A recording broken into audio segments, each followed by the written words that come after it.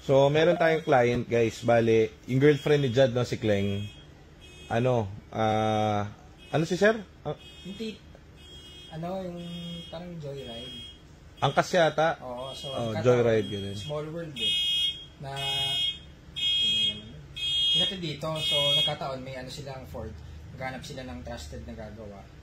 So, nakita nila to. Pumunta sila dito ngayon. Kasi before daw, may mga history silang Nagpagawa. Oo. Nagulat nga sila dito, mura daw yung price kasi doon, kakilala pa daw nila. Medyo mahal. Oo, medyo mahal. So, naghanap sila ng ibang option. Sakto nga, pagdating dito, puro Ford nakita nila. Sige, tignan natin. Ayun yung kotse nila blue. May problem sa makina? Actually, ABS lang yung concern nila. Oo. Kaso, pag-diagnose kanina, iba yung engine ito. Malakas? Medyo. Pero maandar pa naman. Nadala pa nila dito, okay naman. Meron? All stock pa yung engine 80 plus na ka na. Baka ganyan na dati. Sige nga. Matagal na daw ata yung... Kailan pa yung ganyan tunog siya, yung engine niya? Nung pinalitan yung TCM, Naging ganyan yung tunog. naging ganyan yung tunog. Start kasi na lang.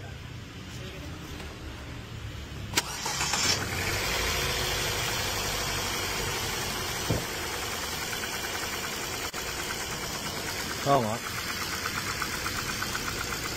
Wala aircon na. Wala pang aircon. Iba yung kulay ng langis. Saan kayo nagpapaano? Dati sa Rakay. Ayun.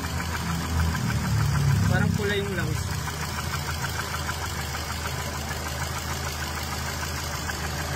Hello?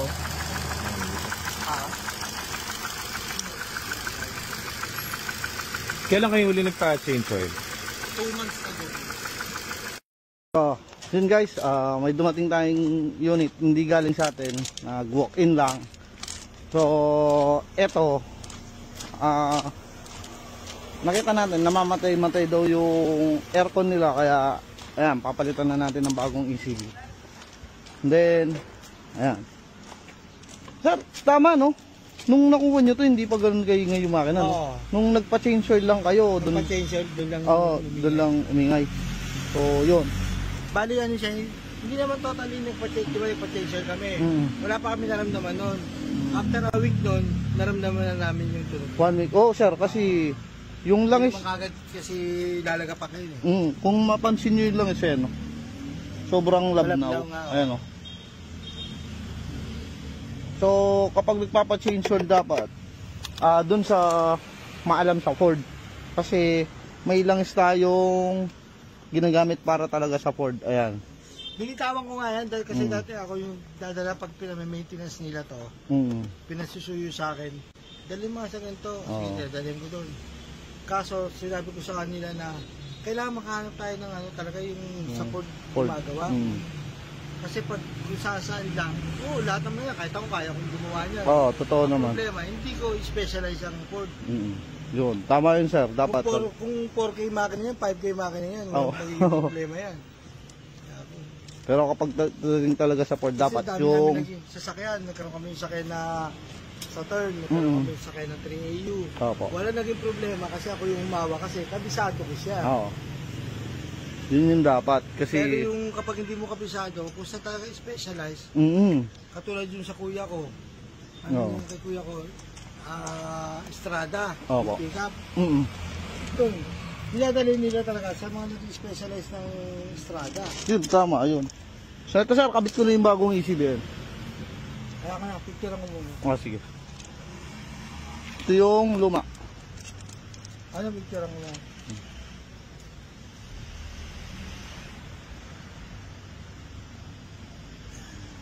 Yan.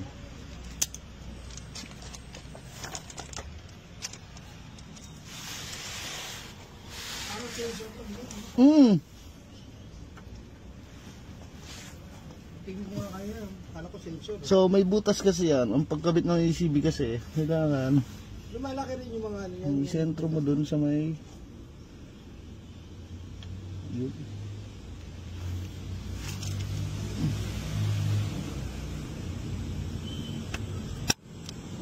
Tapos. Alam mo nga gano'n, baka sira, baka yung tunog din, baka dahil sa ano, oxygen sensor.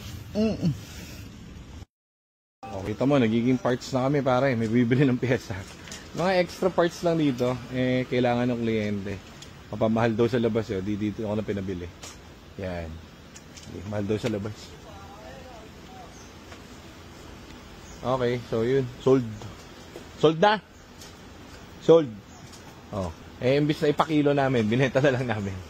O, di sakto. Iteros sir. Ito yung... May tagas yun sa kanya. Third time kong makakita na. Pero hindi naman sa ating galing yun, di ba? O, hindi naman sa ating galing. Papaservice lang dito yan. O, sige, tabi mo na dyan. Tapos... ano, meron na? Diyan na. Ano nilutoy mo? Ha? Adobo? May ano? May itlog? Sino? Ganda? Ganda? Ay. Papacheck daw. Sino yan?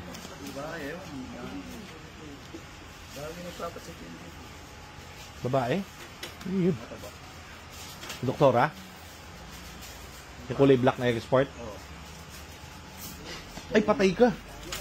Start na natin to, na-change oil na natin. So, pwede naman namin gawin yon yung hagok doon sa makina nito. Kaso lang, sabi ko sa kanila, mapapagastos lang kayo.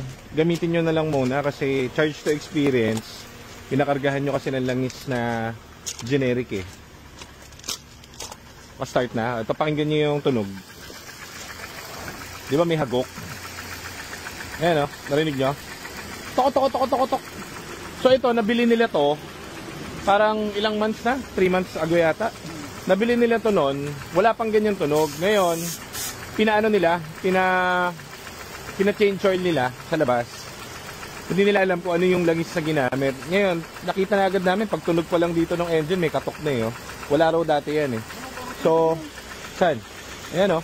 Ayan o, tingnan mo yung consistency ng yung langis na kinabit. Diba?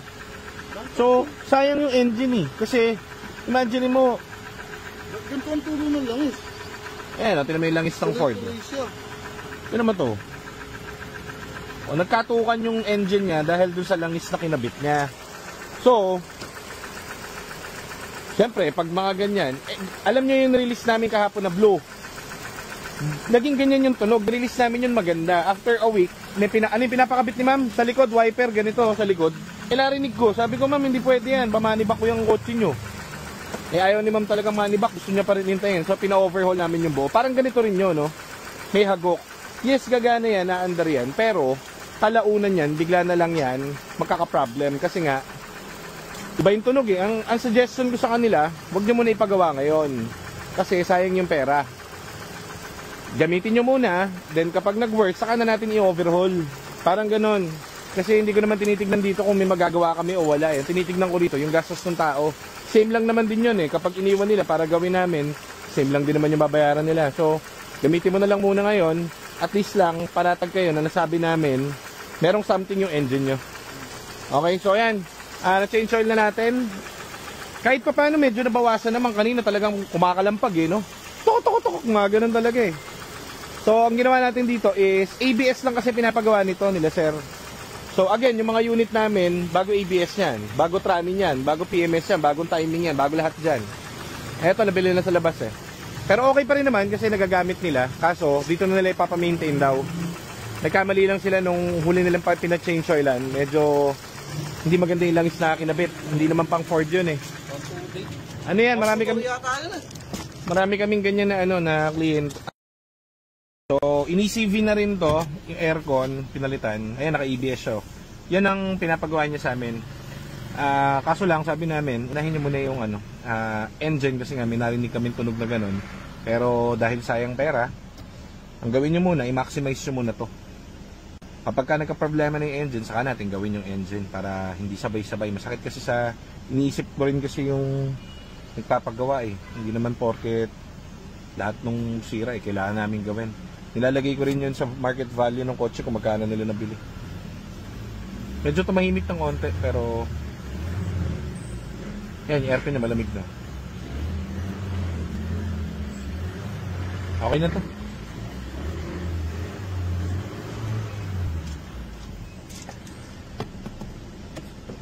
Scan na natin ngayon after para makita natin kung ano pa yung ibang problem niya. Maliban sa ABS. Malamig na agad. Okay. Okay.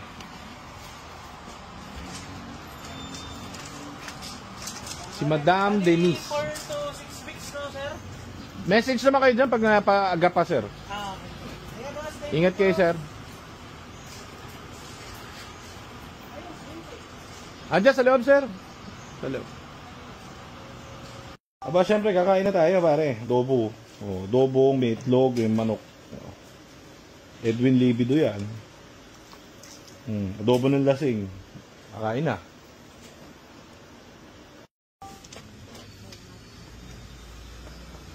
Ano bahala? Yes, yes. No problem. Inayin mo na yung pasyente mo. Sino yun? Si Ma'am Hope na naman. O, pwede yan, Nico, no? O, sige. Anong oras kaya? Siguro mga message kita. Yan, pinahiram ko muna si Madam. Ano yan? Regular client. Ano ma'am? Okay? Abot pa ba to?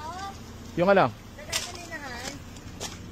Oo, abot yan. Abot? Oo, pagkasum lang. Natin. Isa mo lang. Diyos sa, kahit saan dyan sa kanto, 200 lang, okay na yan. 200 lang, totoo nga. 200 lang.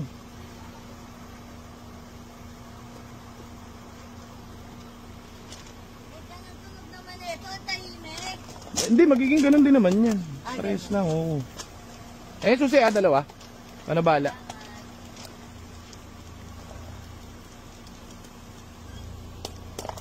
Matagal kasi yung kotse niya. Papalitan ng ano yun, full set ng support. So, medyo matagal Meron niyang yung kliyente yung nag-aantay sa kanya. Pinahiram ko muna yung EcoSport natin. Balikan na lang niya mamaya. Nabili tayo kanina kila Jared, saka kay Mark Yakis na sasakyan. SUV pare, ano bang kotse to? Ano ba kotse to, Nico? Trailblazer. Oh. Maganda kesa dun sa tinignan natin no isang araw. Kalukuhan yung papers. So ito, legit, first owned. Fresh to the bone, pare. Ano? Yan ba yun? Ganda? First owned? First own, pero may top of the line Pero okay lang. Ganda? Si Mark. Tulungan namin yung kita. Ganun. Mabisa to, brother, Mabisa. Ano lang, detail, gano'n.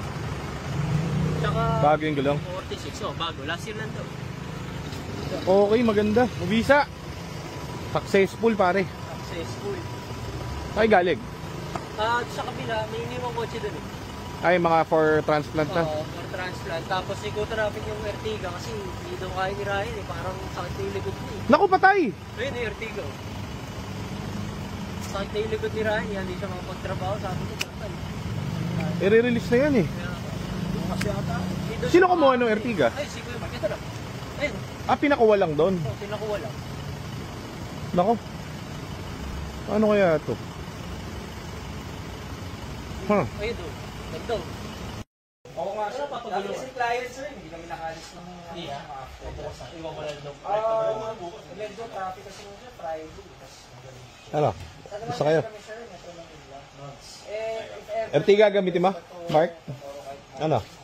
Yung puti rin no, papagulong ako ng bukas yung mga. Ertiga. Parang for lunch, sir, para manood ko. Iwan ko na lang doon.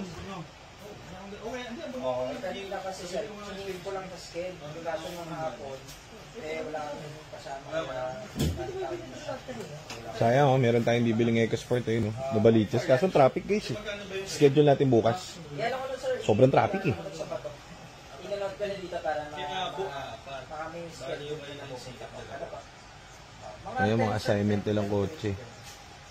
Okay, thank you so much, sir. Tomorrow na lang. Salamat. Sige, sir. Patulog daw siya. Hindi niya pa diniretso. Sabi ko kasi, kaso daming tao kanina. Kaya nga. May tao na naman. Okay, so yan ang dyan magtatapos ang ating araw ngayon. Sobrang traffic sa labas, nakakatamad umuwi. Sin super traffic. Hindi gumagalaw. Traffic kanina doon sa pinuntahan nyo? Pagkalabas mo ng tol, yun eh. Oo, traffic. Ano meron? Isipin ko sa JC. Abo, no, pre? 4 na gulong. O yun yung hindi na nakalaig. Alin din yung ba? Abo yung po-release natin na Eco. Lahat ata ng abo, palitin yung gulong. Lahat ng abo kalbo. Oo, pati yun. Palit tayong gulong. Puro gulong. 4-4. Oh, swerte ng mga kabili, pati gulong. Wow, Dapat. ang charot. Bago na trani, bago pa ano. Ang charot. Uy, huwag mo kalimutan yung injector ha, sa Explorer. Huwag mo kalimutan. Nagta ko na doon bukas ako mga. So, meron akong nalaman. Ano yun? Anong explain mo nga? Maganda ba ang Final Fantasy 7 Rebirth? Maganda pa Fantasy 7 Rebirth. Ah. Siya related sa 7. Related sa 7 dahil sa character. Pero iba yata yung storyline. Mas maganda? Sa Kasi tingin mo? kung titignan mo yung Final Fantasy Crisis Core, si Zack, Ah. yun ang mentor ni Cloud. Ang nalaro ko na kasi, 7, 8, yung favorite kong 8, tapos yung 9, 9 si, si Vivi. So, yun lang. Advent ata yung 7. Yung story niya, Advent. Advent. Oh, Advent Children. So, ayan guys, malalaman nyo kay Mark Yakis. Yung bago ngayon na Rebirth, feel ko maganda. Maganda siya. Hindi ko na nabibigyan. Iba pa yung remake. Iba yung remake, iba yung story ng Rebirth. Same character, pero alam ko iba yung storyline. Kasi si Zack buhay. Patay na yung sa Crisis Core. Oo. So, yung Crisis Core... Yung 16 meron ako, di ba? Pero merong Crisis Core sa Steam. Pwede mo na. Pero meron akong Final Fantasy 16. Meron ako Final Fantasy 16. Meron na rin ako, tinapos ko na, kakwento ko na kayo. Di mo na kailangan. Ayan guys, so, question. Virgin ka ba? Weirdo ka ba? Alam niya guys, magaling yan. Pagka uuwi yan si Mark Yakis guys, ganun yun. Tapos sinusubuan na lang ng misis niya ng kanina ng food.